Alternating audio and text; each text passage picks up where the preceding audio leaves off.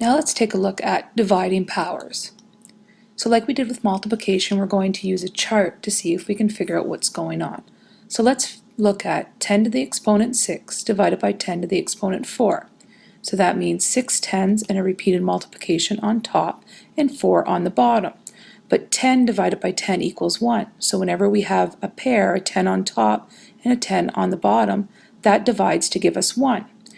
So there's one pair, there's another one, and another one. So all of those cancel to give us 1, and all we're left with is 2 tens and a repeated multiplication, which is 10 squared. But it's really the difference between the 6 on top and the 4 on the bottom. Difference is subtract, so 10 to the 6 subtract 4. What about 10 to the 7th divided by 10 squared? 7 on top and 2 on the bottom. We have one pair of tens there and another there. After we cancel out our ones, we're left with 10 to the 5th. Again, the difference between what's on top and what's on the bottom, or 7 subtract 2. 6 to the 9th divided by 6 to the 4. We cancel all of our multiply by 6 and divide by 6, so our ones, and we're going to be left with 6 to the exponent 5, the difference between 9 and 4. And finally, 2 to the exponent 5 divided by 2 to the 1.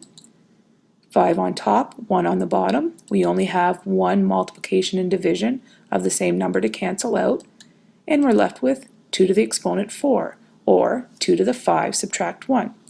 So our law for dividing powers becomes, when you divide powers with the same base, keep the base the same and subtract the exponents.